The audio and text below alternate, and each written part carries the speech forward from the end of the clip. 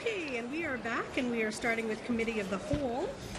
We have 3 items in front of us today, and we're going to start with the extension and renewal of the emergency ordinance creating interim zoning for the establishment of facilities producing, processing, and retailing recreation and medical marijuana, and the establishment of medical marijuana cooperatives. And I'm going to turn this over to Alan Mariner, our Deputy City Attorney. Thank you. I'm afraid I'm the bearer of bad news that we need to readopt one more time an interim zoning ordinance for production, processing, and retailing of marijuana. Since August of 2013, count every 6 months, actually more than that, because we've been adopting separate ordinances for both medical and recreational, but every 6 months we've renewed this interim zoning. And during that time, things have really evolved. State legislatures made a number of statutory changes, as well as the Liquor Control Board issuing regulations and revising those regulations. As you're aware, the most recent change was to merge the medical marijuana industry with the recreational industry, and effective July 1st, all producers, processors, and retailers of marijuana, whether it's recreational or medical, must have a liquor cannabis board license. And the good news to report is that shortly after July 1st, all the known medical marijuana dispensaries in the city complied with that requirement. So everyone who's operating now that we know of is licensed. Now, due in part to the workload of the Planning Department and Plan Commission, and that's due in part to this pretty extensive effort to update our comprehensive plan this year, the Planning Commission will not consider the final rules for marijuana until October 6th. And as soon as they're done, we plan to bring those final rules forward to Council. And we hope to have the final rules adopted before the end of the year and before this 6-month proposed ordinance before you today runs out. But the interim ordinance for recreational marijuana expires today. We did allow the medical marijuana ordinance to expire on June 15th. And the ordinance that you're going to consider today allows for the continued production, processing, and retailing of marijuana in the city in certain zones, specified zones. It also recognizes that we're not making a distinction between recreational and medical marijuana, so it's just one ordinance dealing with all marijuana. And it also provides zoning rules for cooperatives, which replaced collective gardens effective July 1st. And staff recommends that we maintain the status quo as giving clear direction to persons and entities that want to engage in this business. And by doing that, you would adopt this ordinance before you today. It's an emergency ordinance. It requires the affirmative vote of at least 5 members. And what we're looking for is a motion this afternoon to approve that ordinance. Councilmember Murphy. I'd just like to move the very long motion that we would extend and renew an emergency ordinance creating interim zoning for the establishment of facilities producing, processing, and retailing recreation and medical marijuana, and the establishment of medical marijuana cooperatives. Second. Discussion. Okay, we have a motion in front of us. All those in favor, please say aye. Aye. Aye. Opposed? Motion carries 7-0. Thank you. Okay. I promise. Never say never. Yeah, never say never.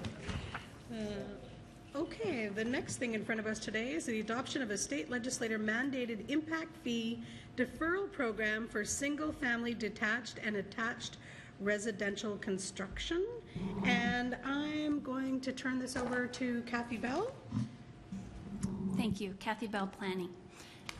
I would like to, for the purposes of the members of the public, to briefly go through the memorandum that is on page 36 of the packet that was prepared by Kurt Nabefeld.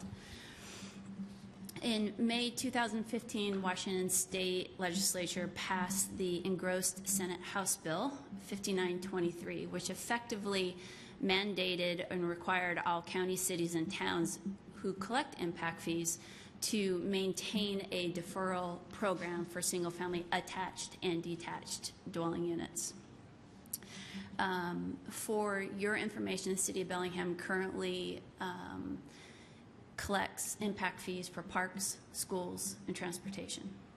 So this deferral program would apply to all three of those impact fee types. The bill included multiple provisions, of which include deferring the impact fee payments until either final inspection, final occupancy, or the first sale of property. Those are mandates, of which in is the earlier of those. They also establish a maximum deferral time of 18 months. So if 18 months were to occur first prior to final occupancy or inspection or sale, they would become due at that time. They also imposed a maximum number of deferrals that an applicant can request within a year, and that limit is 20, and that is by applicant. The applicant seeking deferrals must also record a lien on the property prior to building permit issuance. So that's really the measure that the state put in to ensure that there was a good mechanism that the municipalities would be able to recoup the impact fees. And it also incorporates provisions that allows not only the municipalities but also the school districts to foreclose should the event arise that the fees have not been collected for proper reasons. The legislation also includes two optional provisions. One is to allow municipalities to collect reasonable administrative fees for the deferral request, and also for increasing the limit of number of deferrals that an applicant may request, so going above the 20. So they've mandated certain things and provided a couple options as well. Just to give kind of an overview of what the City of Bellingham currently does allow to be deferred is we do allow our system demand charges for both sewer and water to be deferred. In that particular case, there is a good hammer or a good way of making sure that those fees are collected, and that is they don't get a water meter, until such time they pay. So you can't occupy a home until you have water, because you're not going to be able to have any water or flush the toilet. So it's a pretty good mechanism, and it really seems to be working well. And to kind of give you a scale of those who have taken advantage, since 2013, when the city started the program for system demand charges deferrals, we receive about 28 requests on average a year. So some have taken advantage of that, many more have not, but just wanted to give you a scale or a scope of what people, because what we don't know if that's going to be a indicator of those who will also do impact fee deferrals, or if that number will grow. We don't quite know how the two are going to come together, but I wanted to at least give you a baseline of what the system demand charges are. We understand that there are some implications to this program while being mandated to do it, and we want you to know that we're aware of these implications. And that is, since 2013, Kurt did some analysis, and we, the city, collect on average about $1-2 million per year in impact fees. And the implication is we are going to need to determine, with the deferral allowance for 18 months, if that's the earliest of all of those, how we're going to do our capital facilities planning, given that there may be that much money that'll range year by year, and how and if we will need to work with that number or the lack of funds at that time. So it's something we're aware of. It's something we'll need to continue to monitor. Not sure that it's necessarily something that we need to deal with in this realm, but we are definitely aware of that implication. The ordinance that is before you for consideration, we have implemented and are proposing to take advantage of the two optional provisions. And that is, we are recommending that an applicant be allowed to go or to make a request for more than 20 deferrals in a year for impact fees. And part of that gives the Planning Community Development Director the authority to approve that, but within consultation of other departments and most specifically the school district. So it's, we need to determine that in part, that if we are going to go above this limitation, that in fact could also go into how we plan for our capital facility projects and making sure that we have the funds available when we need them. We also are requesting that the council impose administrative fees for the deferral program. And what is being recommended in the ordinance right now is to be able to use the extra services fee, which is $107 per hour. So it's a one-time charge with this particular process.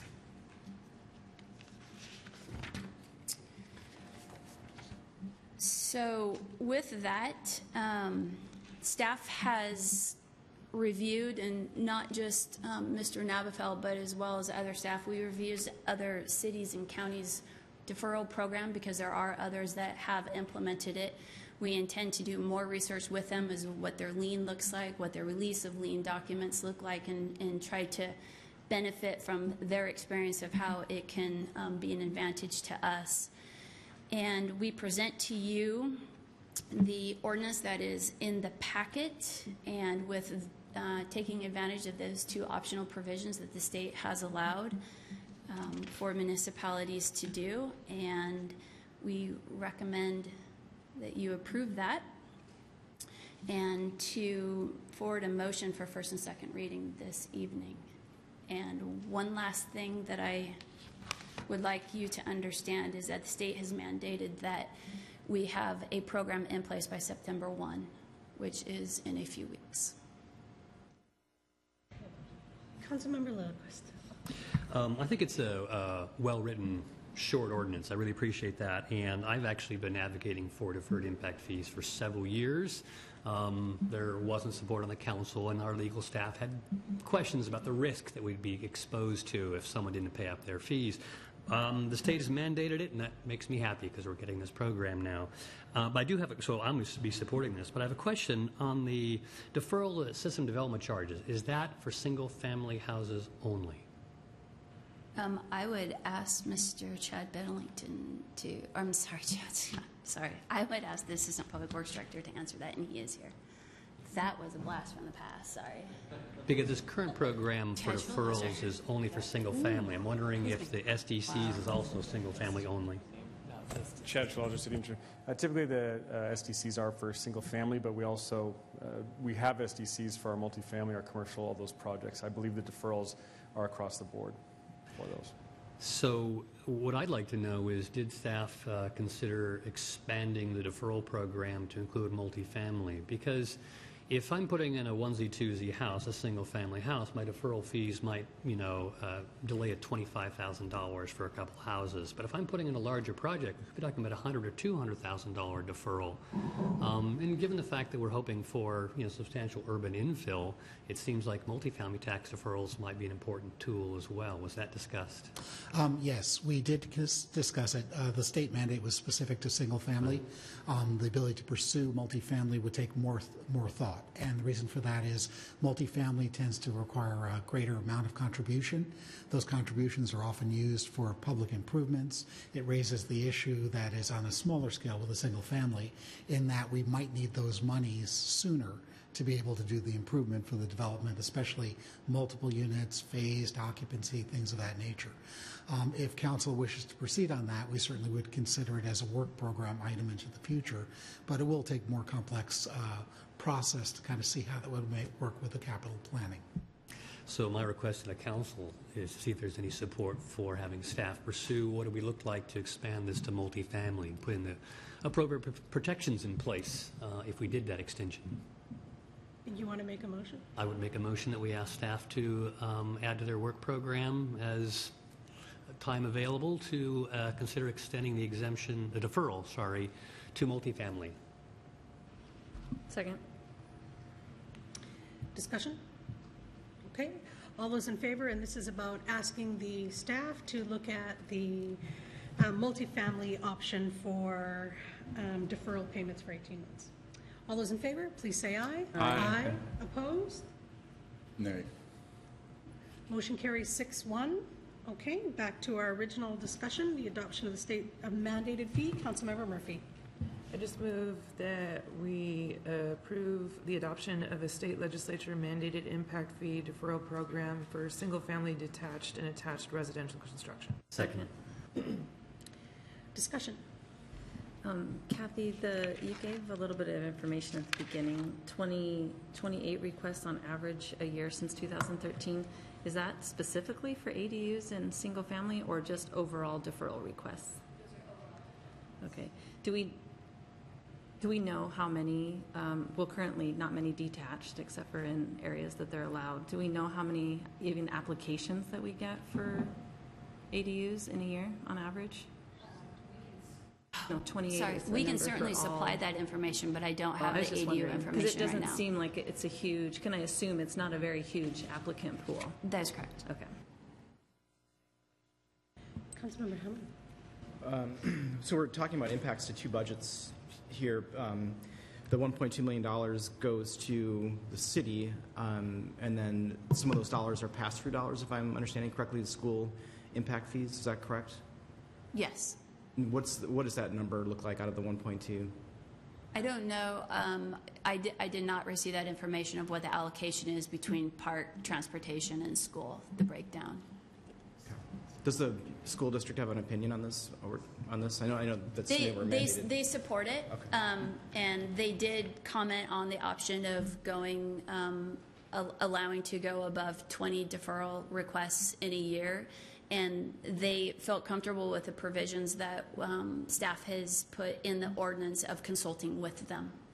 And any given year and what they're proposing to do in their capital budget as well, I mean, it's something that we would take into consideration. Thank you. Councilmember Barker, then Lilliquist. Well, and just to clarify, because we were having a discussion about deferral program for single-family ADUs, but I think it got a little confused because of the numbers that were presented. 28 requests on averages for all deferrals, and then the 1.2 million.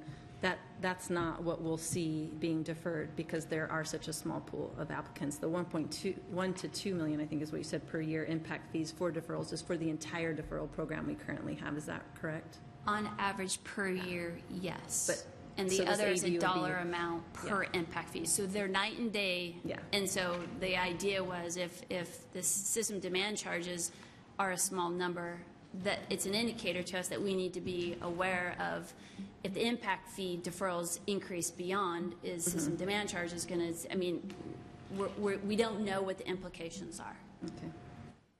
Councilmember Lilliquist. Well, one of the reasons I'm comfortable with this is that even if there is a deferral, that deferral amount won't keep accumulating. After 18 months or sooner, it'll have to be paid up. So what we'll see actually is a deficit in the first year, but then it doesn't keep growing because as new deferrals roll on, other deferrals will roll off. So I think the capital impact really will be in the first year or two. Councilmember Barker. And then I guess this is for Rick. When we get to the place where we're looking at an ADU ordinance, which we've suggested in our comprehensive plan, that's where we'll discuss whether we're even going to impose the same amount of impact fees we currently. Will that all come up in that discussion? That discussion will be deferred till that time. Okay. And it's a structural change that would be considered if ADUs are to be considered detached and or detached as accessory uses to residential use. They might not be required to collect fees that are currently being collected. But that's for future discussion and not party to this. Thank you. Any other discussion? Okay, we have a motion for the adoption of the state legislator mandated impact fee deferral program for single-family detached and attached residential construction. All those in favor? Aye. Aye. Opposed? Motion carries 7-0. Okay, our third item today is continued discussion on the draft 2016 Bellingham Comprehensive Plan. On July 25th, 2016, staff highlighted the key changes to the updated economic development chapter and environmental chapter of the 2016 Comprehensive Plan For City Council Committee of the Whole, the August 8th Committee of the Whole meeting will start with a continued discussion of these chapters. The draft community design chapter will also be introduced at this meeting. And each public comment submitted via letter and email and staff's responses are included in the tracker, and the work session will include a 15-minute public comment period. And I'm going to turn this over to Rick Sepler, or I guess I'm turning it over to Lisa Poole. I think Lisa will begin and work through the tracker on the issues raised Okay. after a brief introduction. Terrific, thank you.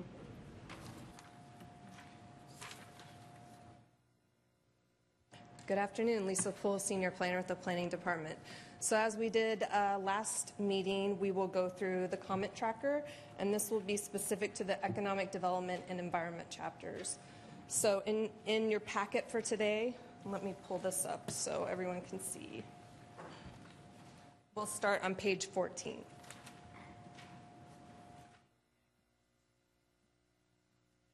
I want to make sure that the folks that are watching today can see the items that we're looking at. You're saying 14, but you're not talking about in our packet.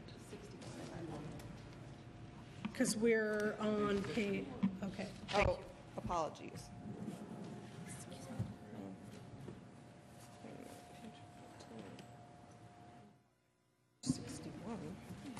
President Vargas, will there be a chance to go back over the earlier ones at some point? There was some reply to those. We will be doing that at next meeting. Okay. So if I just want to...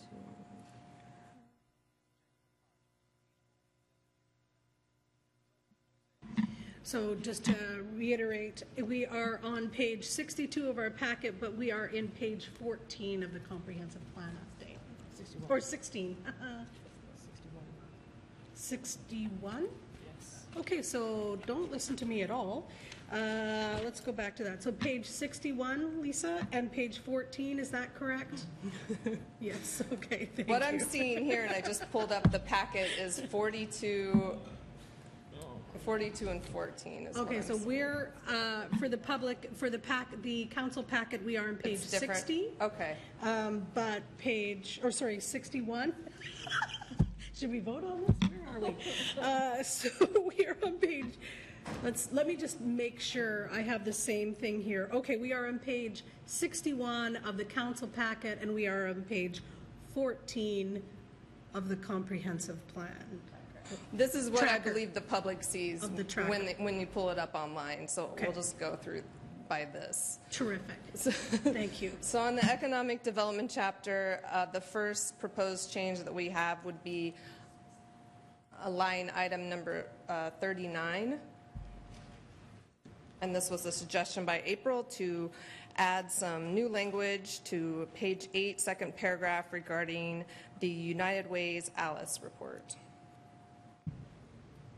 So it would be this one right here. Page 15. Then we're starting on page 50. Number 39 in the city council recommendations. Okay, so we're on page 15 in the tracker then. Right, I and think if you focus on 62 this. of our council packet. Councilmember Barker. I move that we approve the addition of the Alice language that staff has recommended. Second. We have any discussion? We have a motion in front of us. All those in favor? This is approving item number 39 in the tracker. All those in favor, please say aye. Aye. Aye. If I might, just a clarification, I know some concerns were raised about approvals on votes for these drafts. What council is acting on, as we understand it, is direction for us to include it in a revised draft. It is not a final policy action. In essence, council will consider public comment raised after a subsequent public hearing, may or may not allow the change to stand, may alter it, may add to it, or may let it stand. I just want to clarify, so when you're directing approval for us to revise the draft. Thank you, Rick. I think that was important clarification. I appreciate that. So again, I'm just going to take that motion one more time. All those in favor, please say aye. Aye. Opposed? Motion carries 7-0. And again, this is just a recommendation, not final consideration. Councilmember Lillquist. Thanks, Mickey. I was wondering if we go back to item 36. I raised the fact that the map is out of date, and the staff reply is that that's from 2013 because that's the most recent one we have. Does the staff have any objection to just labeling the figure as generated in 2013? No, we can do that. That'd be nice. Thank you. Sure. All right, moving on.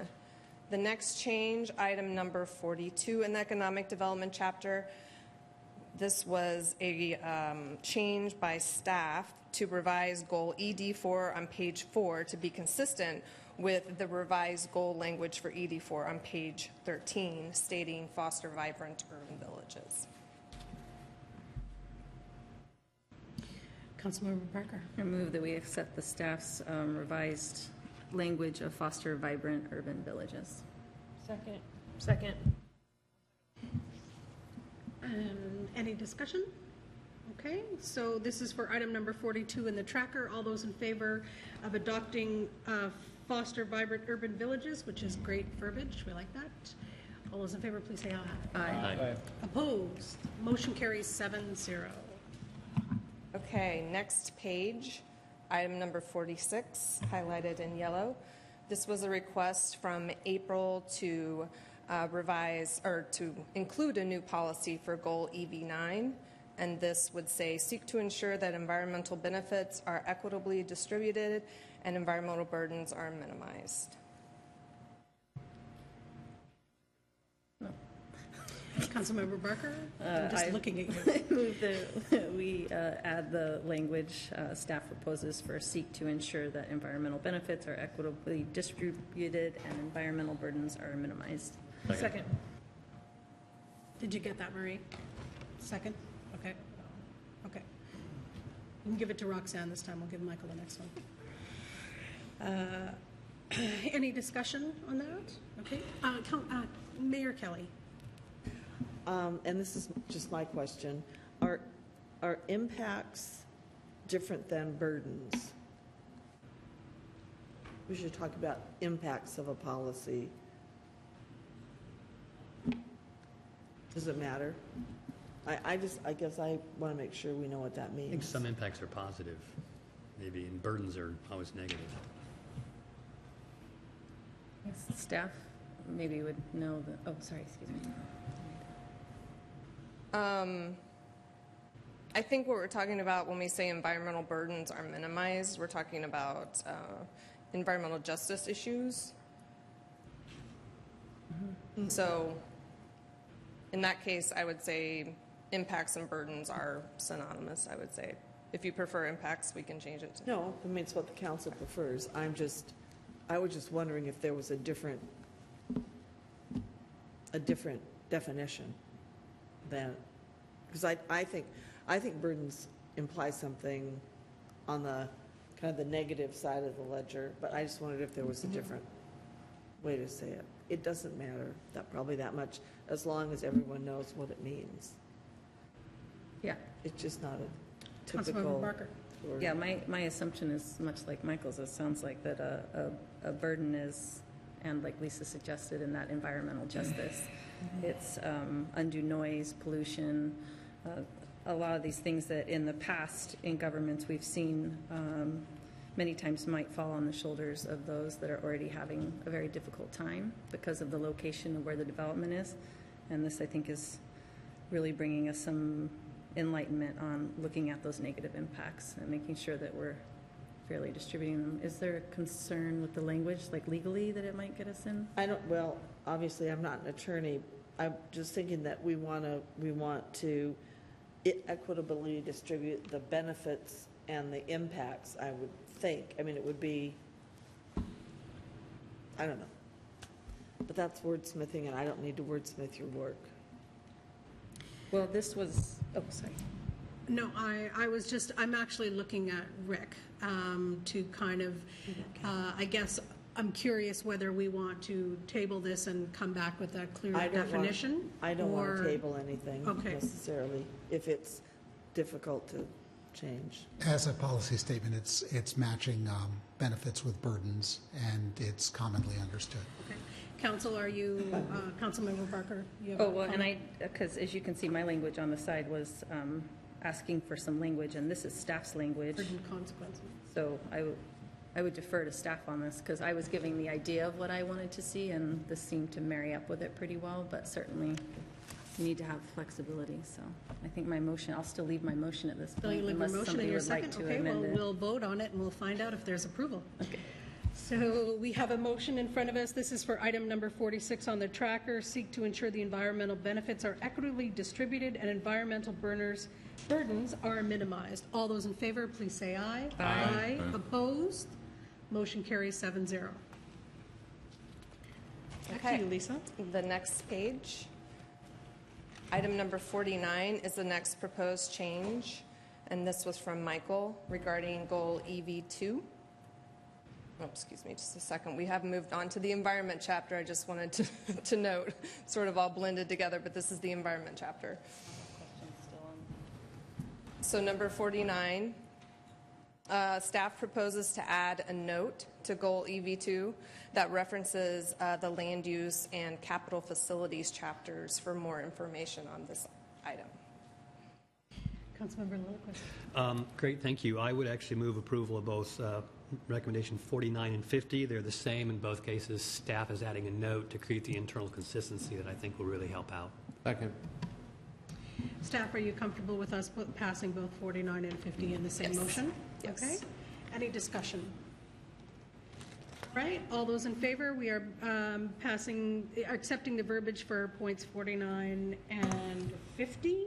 All those in favor, please say aye. Aye. Opposed? Motion carries 7-0. Councilmember Barker. I had a question going back to 47.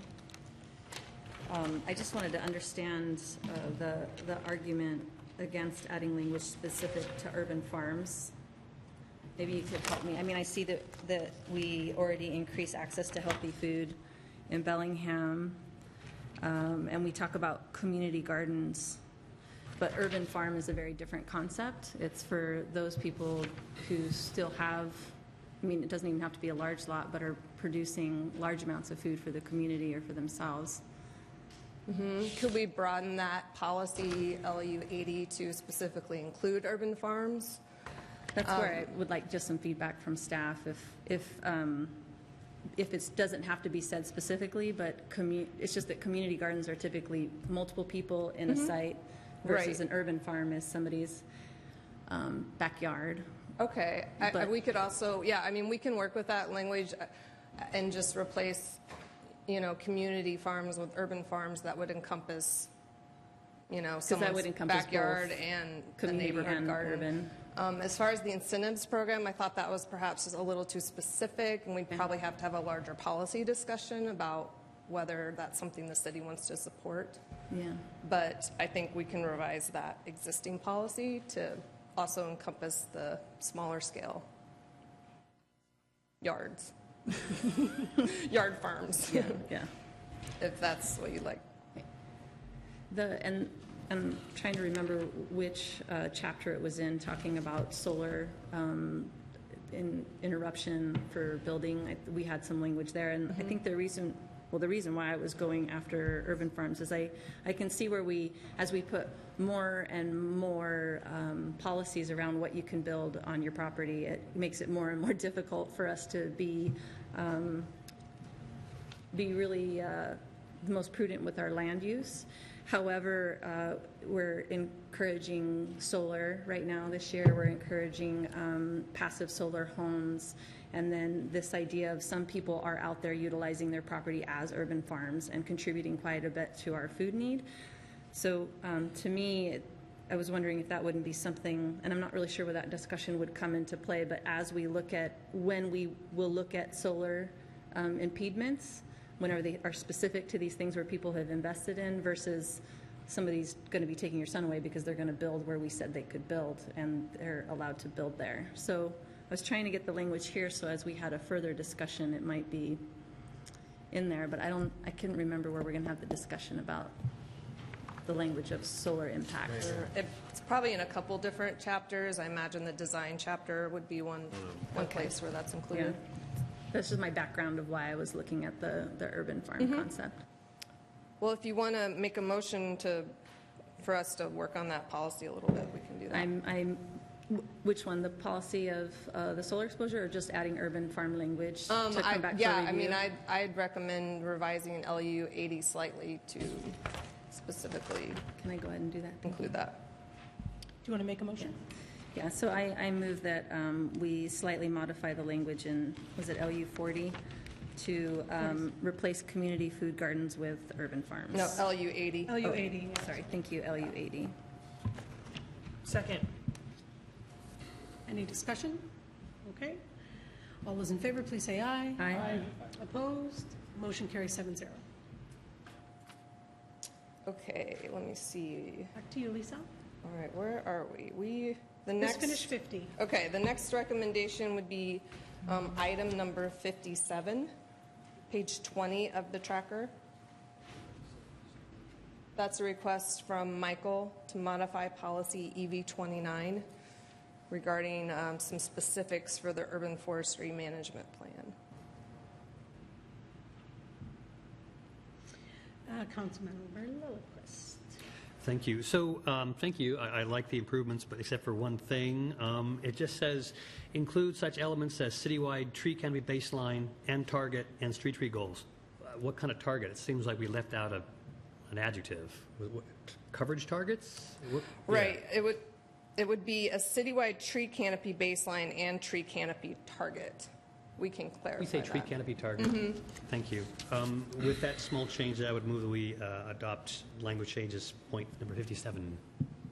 Second. Second.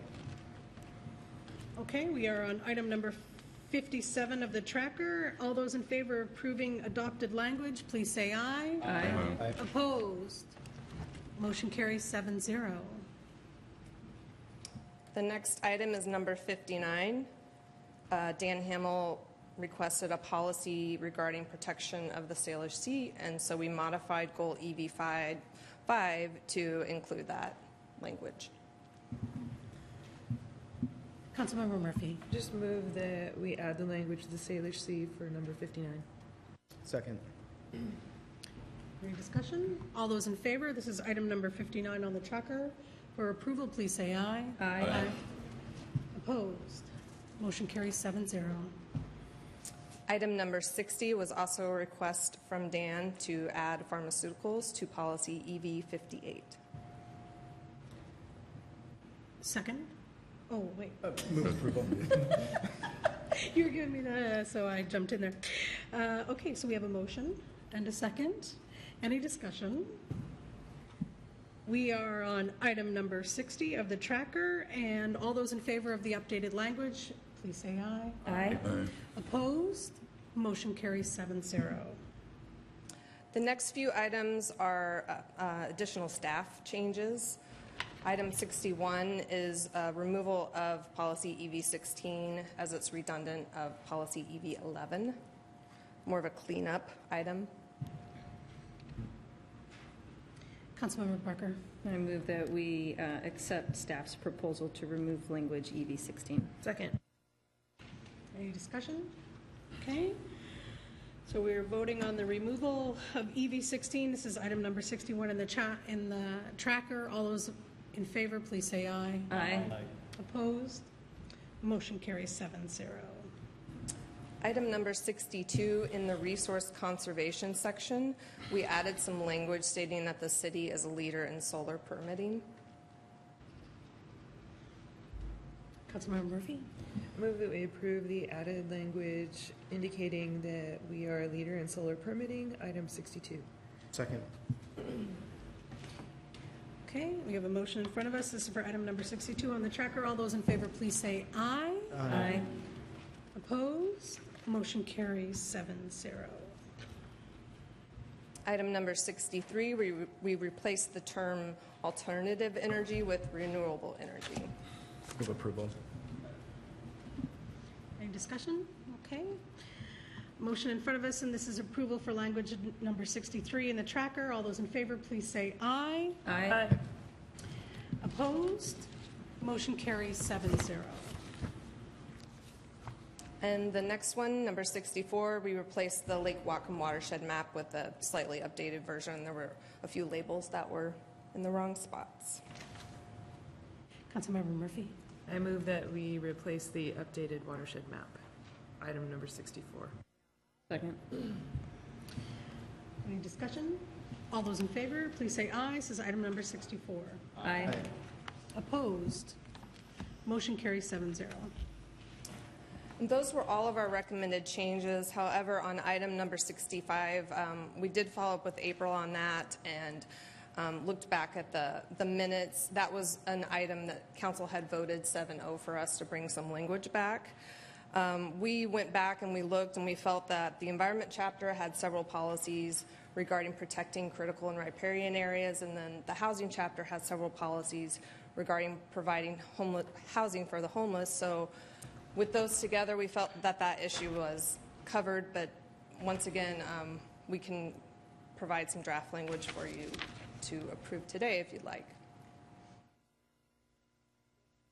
Councilmember Barker. Well, I think we had a lot of discussion on the toughness of this vote, but it is a common thing that we get from residents, those who are living legally and illegally to our ordinance, that we have these major investments in these riparian areas, and we really don't have a specific plan other than saying we encourage people not to camp there, and we have made camping illegal.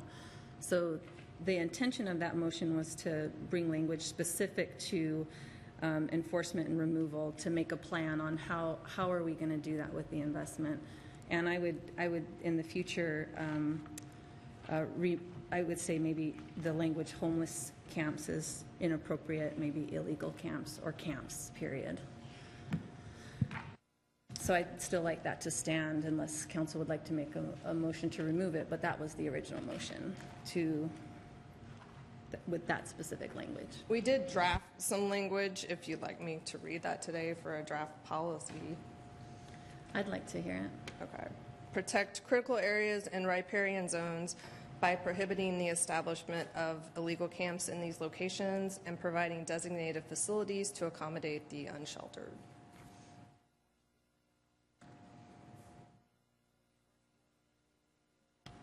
Councilmember Murphy. One thing I want to express is I have worked on this issue for another municipality, and it requires months and months of planning. Because you want to definitely do outreach to try to provide shelter. You need to do the actual counts of how many people this would impact. You really want to have the least amount of impact on the individuals.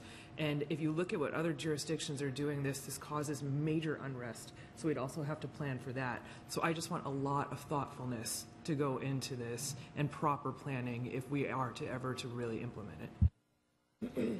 Councilmember Lillquist. Thanks. Well, two things. I would support addition of this policy, and then to Roxanne's point, the administration is already beginning some of that long-term outreach. We are already beginning the process of outreach to people who are in these camps to move them off only after they've been contacted multiple times. I don't think the administration feels we're fully into that effort, but I mean, I think the administration has already begun making those moves. Councilmember Barker. Well, and over this process, I've recognized when we try to look too deeply on the comprehensive plan and try to keep it a very elevated document. So I certainly don't want to lock in, although I think that it gives us some direction as we have to deal with people who are camping in inappropriate places, and it gives the direction that we should be looking at these riparian areas first and figure out. This is not all of the open spaces. These are very specific, say, along Squalicum Creek, areas that we know we've put a lot of money into and are very delicate. So my intention, and staff can help me as I'm still learning, that this wouldn't get us too far in the weeds, but it would certainly provide some direction as we move forward, because we are going to have to start enforcement at some point, I would assume. And where are we looking at that? Where do we want to be a little more lenient and open? And where do we really want to make sure we have a program to help educate people on these areas and how critical they are? Because they're just as important as so many of the individuals that have really been marginalized by society and left out. So That's my intention, and if staff could help me with that. I worry about the language you brought forward, because then it does lock us into having to provide, it sounded like at the end, as we provide, how, I don't know what you said, Providing resources. designated facilities to Yeah, accommodate. and I don't know if, I mean, if that puts us on the hook for having to do that. I know we're looking towards that, and the mayor's been really quite an advocate to get there, but those are, I guess, what I'm looking for staff. Mayor Kelly? Well, just one thing about this. Thank you, Michael, for knowing that we're doing this. But we started out saying we were going to move people from illegal camps because we were going to have a place for them to be. And that, I'll tell you, didn't last very long because there weren't places for them to be. And now we're doing it more on a priority basis. There has been the discussion about riparian areas and others. Direction is good, but I don't think direction that would always prioritize one over somewhere else, depending on the circumstances, would be helpful. So if it was something like, if there was an opportunity for there to be some administrative discretion based on what was going on in the illegal encampment, that would show a council preference, but not limit us as we look at the individuals who might be away from a riparian zone. Councilmember Parker. So I make a motion that staff bring back some suggested language that incorporates the discussion and the mayor's comments as well. Okay. So we'll bring back some Well, revised. I have to get the word. I'll second it. Discussion. Okay, so we have a motion in front of us to have some new language for item number 65 in the tracker. New language for suggested. Suggested new language. How's that? All those in favor, please say aye. Aye. Aye. Opposed? Motion carries 7-0. Councilmember Barker. My last question was... Is that working? 40, going back to 48, you don't have to flip back. It's just asking when we're updating the performance measures. And I didn't state that well enough in my written. I looked at their performance measures, and specifically because we have our legacies, and then we have our performance measures of how we're seeing the evidence base of are we following up with our legacies. And there were several on there, especially in the social justice and equity, that I didn't really feel like married up exactly, that there were some good things to watch, like affordable housing, but really in all of these things, we're finding that importance of having that evidence base. So what I was asking is, when do we take a look and make sure the original goals that we set, or the original measurements that we set, are really giving us what we're looking for, or if there's some other things that we could hone in a little bit better to ensure that we're really making sure our legacies and our policies are doing what they said they would do.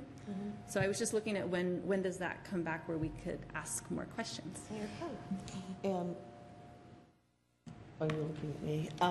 This is an activity we've been going through, and I can't remember who's on the, Michael and Terry are on the work group with us, and we're doing it right now. Oh, okay. So it's going to be a little bit different than what we've done in the past. Vanessa's been helping lead that effort, and Brian. So if there's specific questions you want to ask them today, that's fine. But that is something that we're doing. Because it was, I personally looked at some of the performance measures and didn't know if we could really write or draw a picture with them about where the city is and what we're doing and what we're delivering. So I appreciate Michael and Terry helping us work through this, Marty and Vanessa. Councilmember Lillquist. So commenting on that, I think originally we thought it might be like a 6-month project, but it's gone on a lot longer.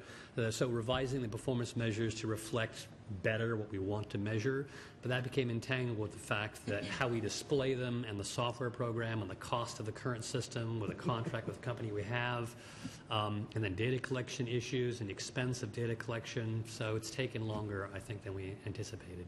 Okay.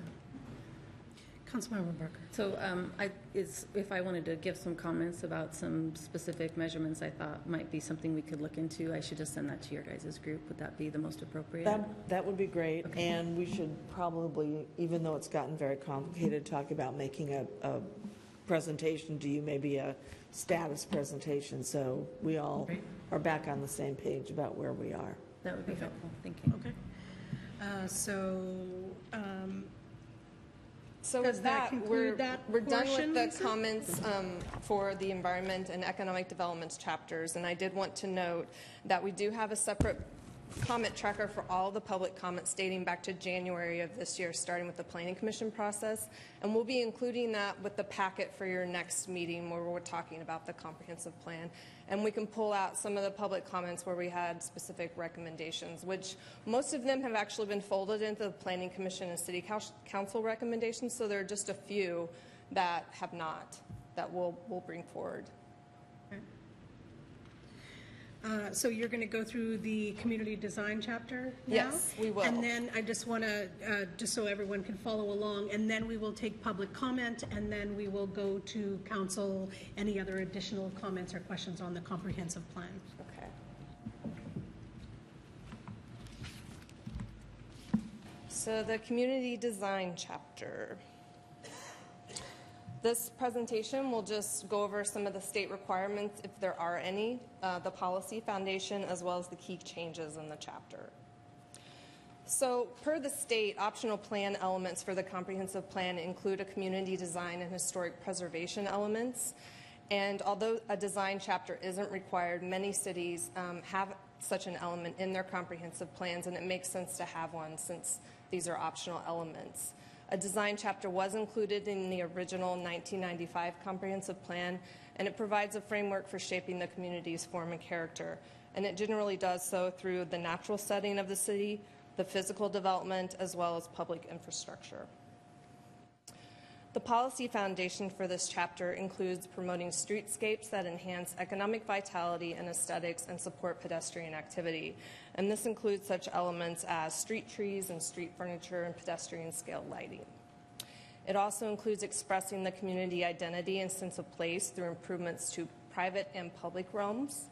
And this includes things such as sidewalks, bike lanes, parks, public art, items such as that. Encouraging contextually appropriate infill and renovations. So there are policies in the chapter that include high quality, attractive, durable development that contributes to surrounding areas. And there are also policies to help minimize impacts with infill, such as lighting and parking. This chapter also includes several policies regarding preserving historic and cultural resources and interconnecting parks and natural features. Some of the key changes, there aren't a whole lot. Once again, we've consolidated and refined the goals, policies, and supporting narrative.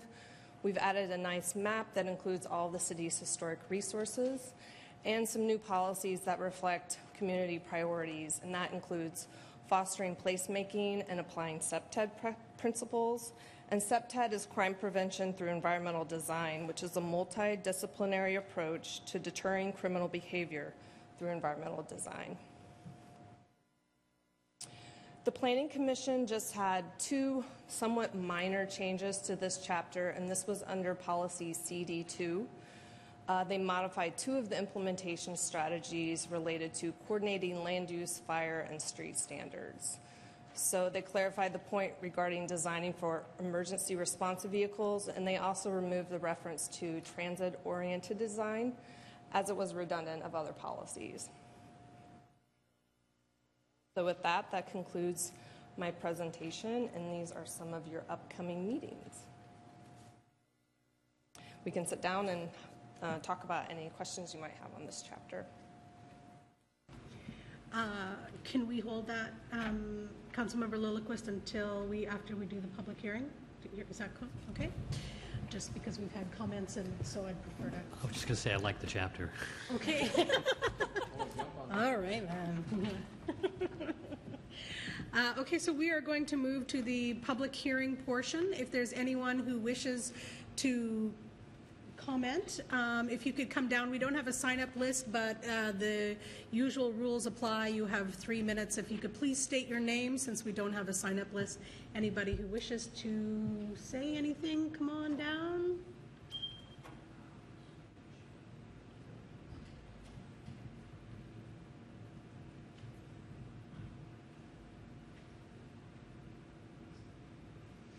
And maybe we could take the screen off. Linda Twitchell, Building Industry Association. This is actually about the item before the comp plan, and that was the deferral of impact fees. I appreciate Mr. Lillith's suggestion that you consider multi.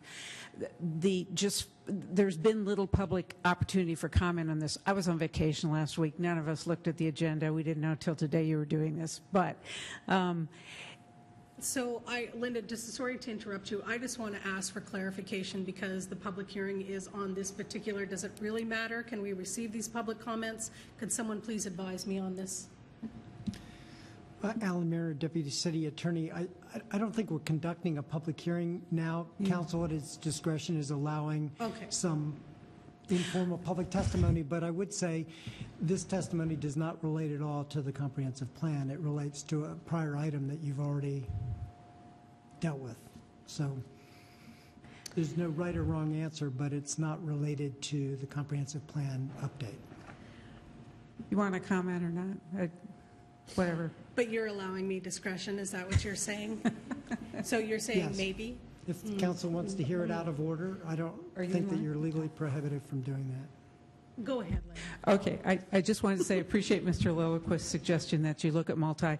The reason builders in particular favored deferral, and we were suggesting just until the final inspection, not beyond that, but is that it's difficult to borrow money to pay fees.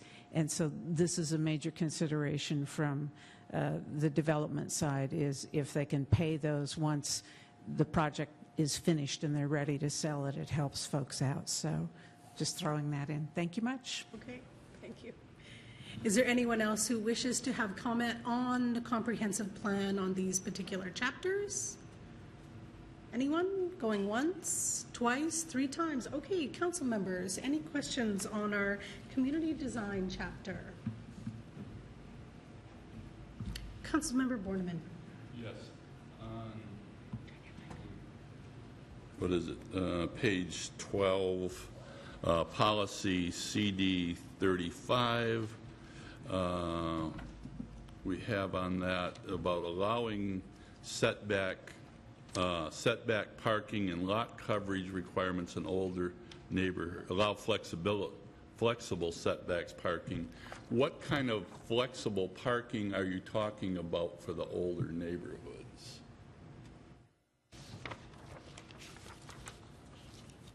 Sorry, I'm looking up the chapter. Just a sec. Page 12 of the chapter. Yeah.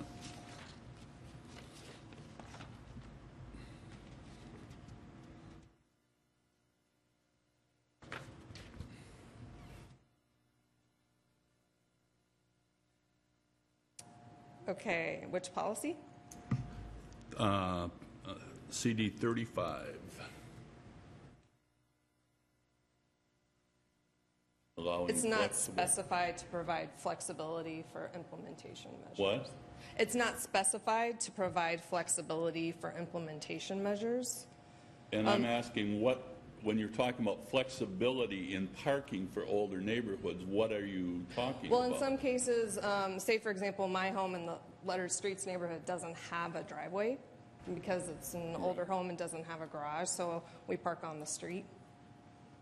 That's one example of flexibility. But is that flexibility for a new infill home in the older neighborhoods to allow that flexibility of no parking requirements on new ones? Is that what you're saying?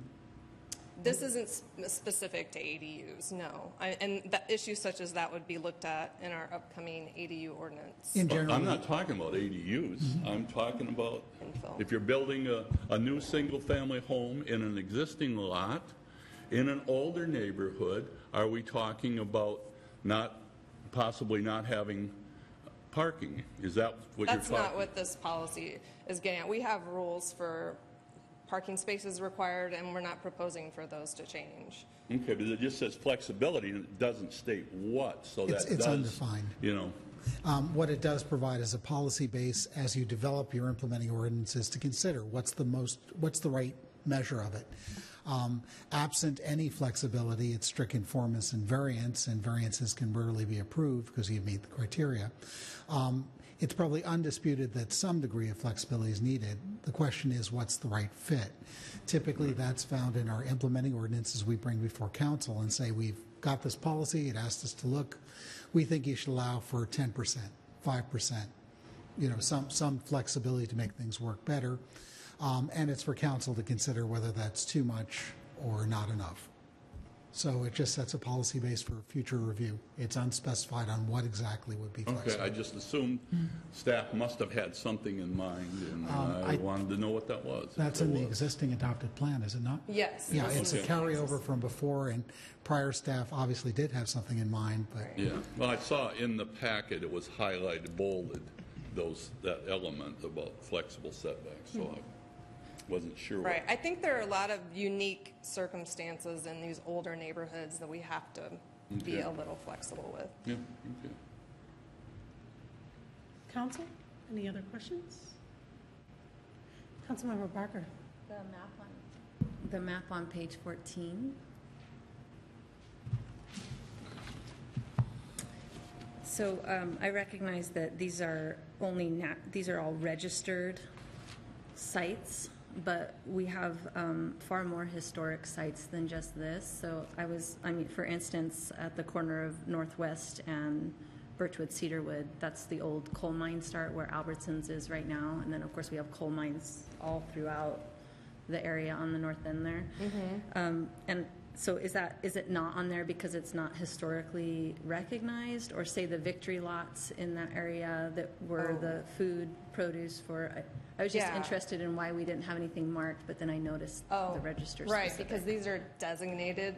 They're on registers of the local, state, or national registers. Okay. Those are really the only things we can map at this point. So that's the criteria. For this particular map, yes, we're just calling out those ones that are actually have gone through a rigorous process to be placed on a register. We recognize there are many more historic buildings and sites across the city, but they may not have gone through this process. Councilmember Barker. Also, I have the least amount of comments on this, so you'll be happy to know I'm not handing you a sheet of like 40 comments. But the one thing that wasn't clear to me in here, and I think we as cities tend to highlight the positive history, and I didn't really see anything in here that, and I don't know if we have to state it, but where there's a lot of history that we could identify and do in sculptures and different identifying marks that are related to some of the oppression, other things that have happened right here in this very area. But many times when we do things like this, we tend to focus as a community on the historic building that's registered versus, an area that belonged to people far long before we came into the picture. So is there already language that kind of says we're looking at history? I mean, I know it says as history, but can you see my conundrum that we do tend to focus a little more on not the negative story of history, but the highlights of our city? But I think we're coming into a time where people are more accepting of it's good to know those, and then we can maybe not repeat those, but you can know what these areas were before they even were what they are. Yeah, I mean, I think that, if you look at the goal CD7, it says preserve historic and cultural resources, and we're not saying the good versus the bad. Yeah. We're just saying so that would be to look at it all. And yeah. So that would be like council policy direction or direction as we go to look at maybe putting funding towards certain historical, that it's kind of on us at that point to say, are we looking at? Right. Okay. If you want to look at a certain part of the city and do an assessment, okay. You could recommend that. That's helpful. Thank you. Council, any other questions on the community design chapter for comprehensive plan? Councilmember Murphy. I like the chapter 2. Oh, good. Thanks. Chris Cook couldn't be here today. He worked on this chapter as well. It looks great. So thanks. Any other comments, Council? No? Okay. Anything else from staff on that particular? Oh, Councilmember Barker. I just think if you could give us an update again of where we're at, because for timing for the public. Sure. Yeah. So this slide right here, we have several work sessions coming up. 8/29, we'll be taking to the Parks Committee issue of Parks level of service. And then at the Committee of the Whole work session, we'll be looking at the introduction to the comprehensive plan, as well as some of those items earlier that you had us revise, and we'll bring those back to look at those. And we'll also, like I said, have included the public comment tracker for you, and then pull out some of those recommendations as well. And then 9/12, 9/19, 9/26, we'll be looking at the pro plan and the pro plan recommendations from there. We'll have a public hearing in October. I believe the date for that is October 17th. All dates for all of these work sessions are located at cob.org/comp plan. Thank you. Anyone else? Any other further comments on our comp plan and this chapter? Okay. All right. Thank you very much, Thank you. Lisa and Rick. Appreciate that. Okay, we are going to move to the approval of the minutes. We have 2 minutes in front of us. The first one is for July 25th. This is for our committee meetings. Move approval. All those in favor, please say aye. Aye. Opposed? Motion carries 7-0. Next committee meetings are for August 1st. This was for our special meeting for the comp plan. All those move approval. And we've got a second. All those in favor, please say aye. Aye. Opposed? Motion carries 7-0. Did you vote, or are you one excused? No, I'm okay. fine. So I didn't vote against it. Okay, so is it 6 with 1 abstention? Is that right? No, Okay. I read them. Okay. Motion carries 7-0. And older new business. Councilmember Borneman. Yeah, since I wasn't able to be here last Monday, I want to address the recommendations to remove the removal of owner occupancy as a requirement for ADUs. And I just want to reassure the many neighbors who are organizing right now against this measure that this was not a final vote, and that I will work with you in the strongest ways possible to remove this from the final comp plan, as I see this as nothing but a gift to the real estate speculators at the detriments of the single-family neighborhoods. So don't be overly concerned, because it's not a final right now, and please speak up about this if you've got problems with it as I do. Anyone else for older new business? And just for the public to know that we did have a really healthy discussion on this, and the vote was 4-2 for that motion last week. But you can please look at our at the video, and you can see all the comments that pertain to that. Anyone else? Any things for Mayor Kelly?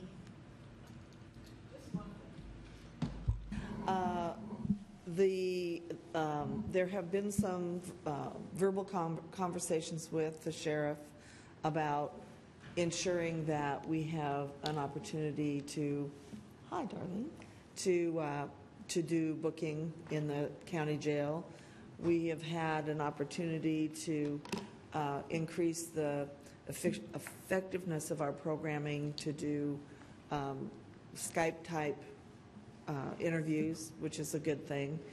And right now we're in the process of looking at bringing another recommendation forward to you that basically will meet our needs right now as far as being able to book people into the jail. Darlene, do you want to talk about the judges? Yes, we wanted to give you an update Can you hear me okay? We wanted to give you an update on how this is affecting the court. And so briefly, I have a few points, and I'll be happy to take any questions.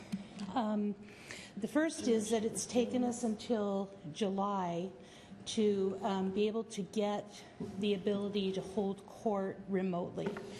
There were a lot of issues that we were working out with Yakima, and that was the reason that in January, Judge Lev had issued the order that we do not do pretrial hearings at this point because we did not have the ability to do due diligence for defendants and to ensure rights and to make sure that we could do that.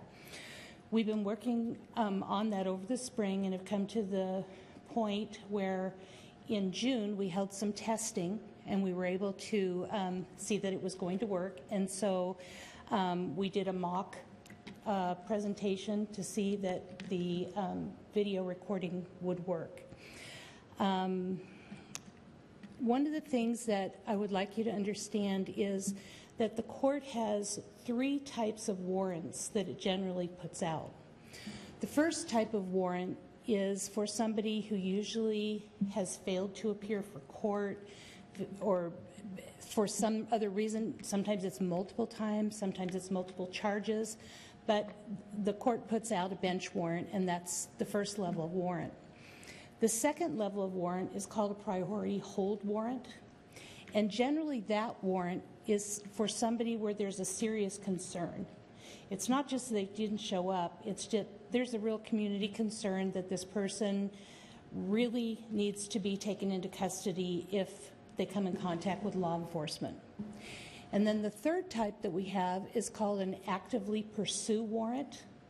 And this is where the judicial officer actually directs the police to go out and find this person because they are very dangerous.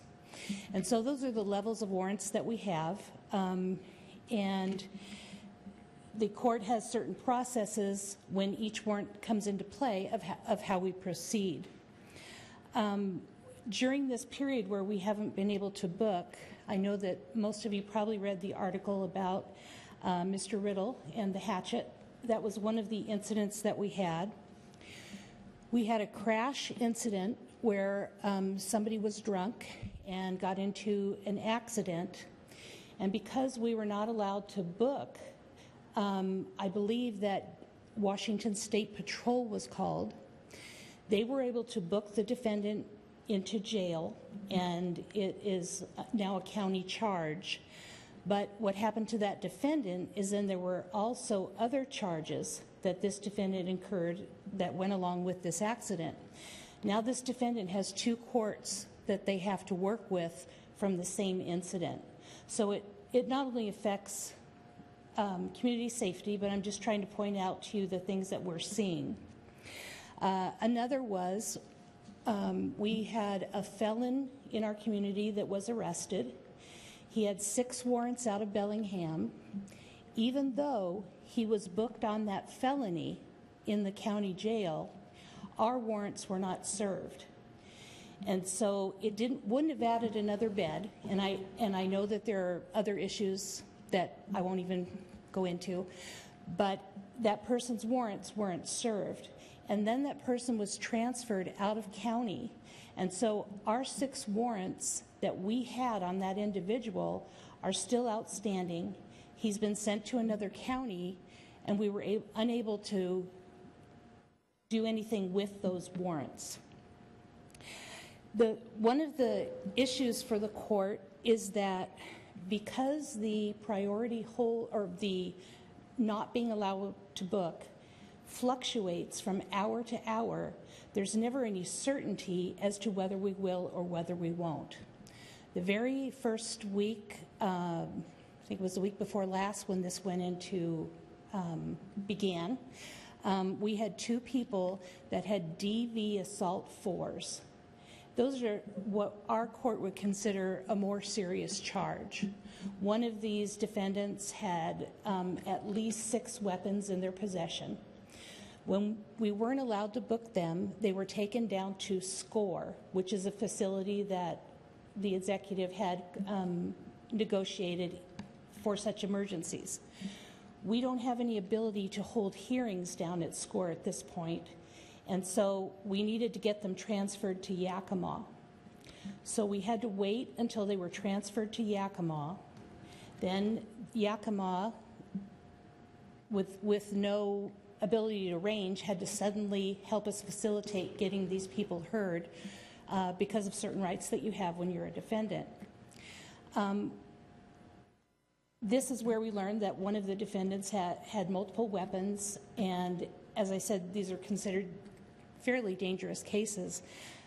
One of those individuals was sentenced in Yakima, and then after serving his sentence, he was let go to come here to Whatcom County to set up other elements of his sentence. Well, immediately upon return to the county, he went straight to the victim's home and had to be rearrested. Whereas had we dealt with that here, I'm not saying it would have been different, but I think the court felt that they would have had more control over what was happening with the defendant. And with that fluctuation of hour-to-hour booking, we could have somebody who has an assault 4 DV or something that is more serious and not be allowed to book them. The next hour, the population could have dropped, and then law enforcement could be out there with somebody with a theft third who just hadn't failed to appear to court 3 times, but they have the ability to book then. And so we're not getting the ability to book the most serious offenders at the time that we need to book the most serious offenders. And that's causing, from the court's position, it's affecting the inability to be effective and just and some other things. We had a call in which BPD checked with the jail to book someone into jail, and they were told yes. So by the time they got to the jail was now on restriction, and we weren't allowed to book. And so what happened at that time was that it was taken up to the different levels of administration, and the administrator of the jail allowed that person to be booked because at the time, in good faith, BPD brought them there thinking that they were going to be able to be booked. And so she made an exception so we could book that person, since that's the direction that it took. And so basically, I guess the court's position is that we do need to resolve this. This is not in the best interest of our community. It's not in the best interest of defendants. It's not in the best interest of justice.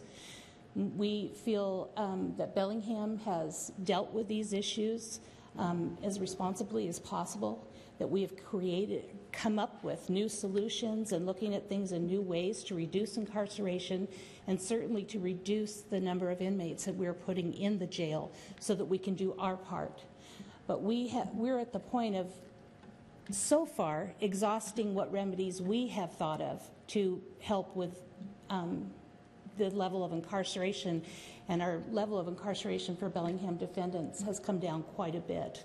So I want you to know that we're proactive, we're working on it, we're doing our best, but these are real concerns of the court, and it's a real concern because this could affect the city of Bellingham in a lot of ways. And so I'm just here to bring that before you. I know that the mayor's been working with the sheriff to come up with some solutions, but it is something that the court is very concerned about. And we, as you can tell, really appreciate the fact that we have a municipal court and our own prosecutors that are being able to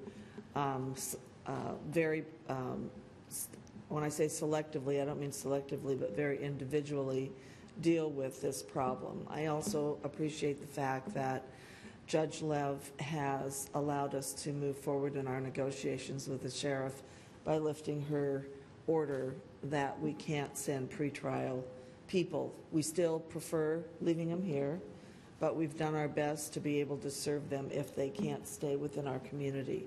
My hope is if we bring a different scenario forward, a different option for you, that our booking restrictions at least the conversation with the county that our booking restrictions will be lifted in some instances. So I think that's where we think we're going. Peter wanted to make a comment.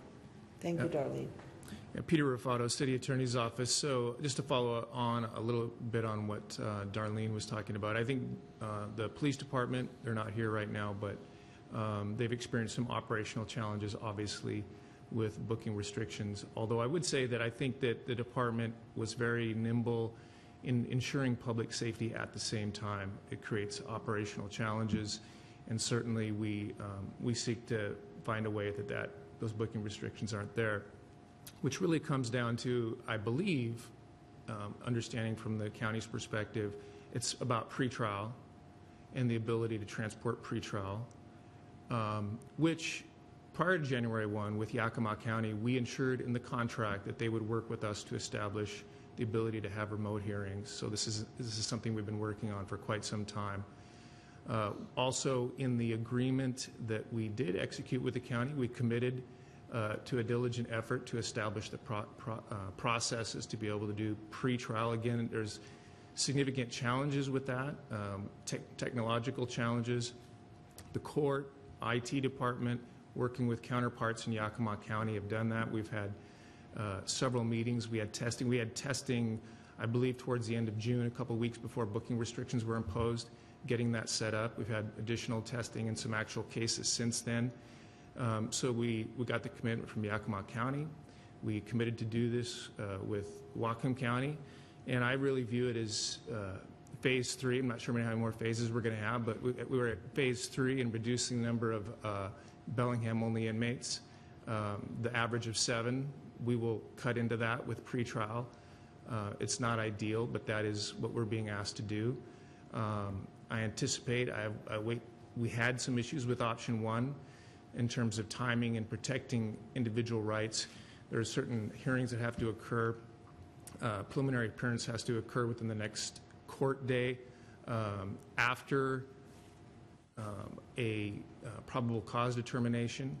And it's complicated. One of the things I've learned in this process is that this is a new area for the county and the city, especially the city, and it's going to require a lot of cooperation and patience, because when you try to sit down and draft concrete contractual terms for something you haven't done before, neither party has ultimately done this before, there's going to be some wrinkles, and I don't anticipate the wrinkles just going away.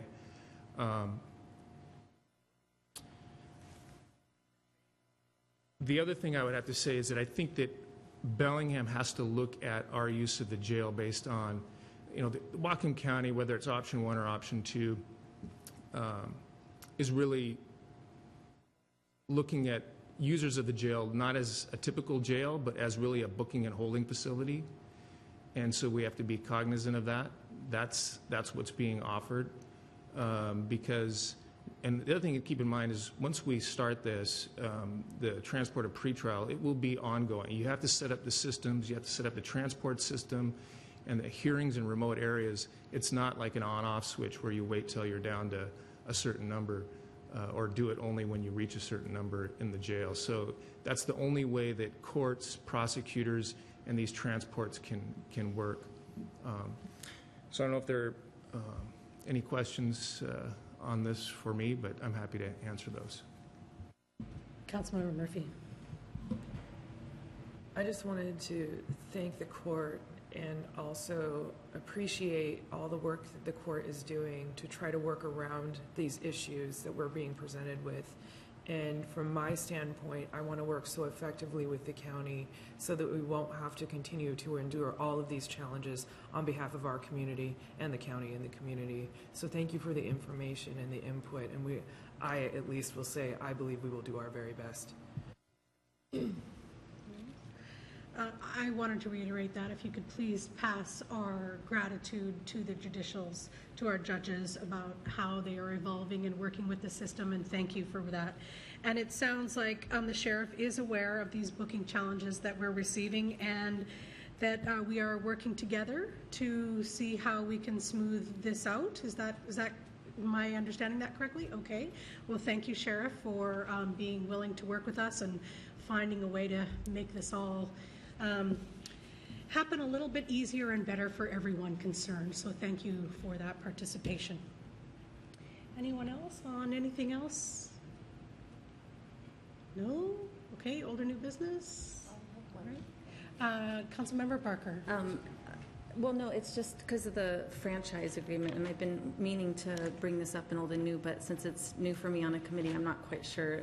We were on a committee together. Yeah. CenturyLink has, correct me if I say this wrong, but CenturyLink has approached the city in order to get into a franchise agreement to provide services. And I thought it might be prudent because I was getting some constituents that had reached out that were really concerned about Comcast, who's now our Attorney General has brought action against them for some of their decisions. So there was some constituents that were really concerned, is that going to mean Comcast isn't here and do we have an alternative? And it just so happens that we've already been working on this. So I didn't want them to get confused that this was something, and I was waiting more for a little bit more direction from staff before I brought it forward, but I do want that it will be coming forward that CenturyLink is looking to have that franchise agreement. So hopefully I said that, or it made sense. Peter, is there anything that you need to comment on that one? Or are we okay? Okay. All right. Anyone else? Anything for old and new business? We are going to move into executive session. We have 2 items in front of us today. Executive sessions are closed to the public. There will be a report on our regular meeting tonight. First one is a potential litigation. Peter Raffato, approximately 30 minutes. And the second, a potential sale or real property. From Cram, approximately 5 minutes. And we will be back here in approximately 40 minutes. So at 3:30, I will come to extend or adjourn, and we are now in executive session. Thank you.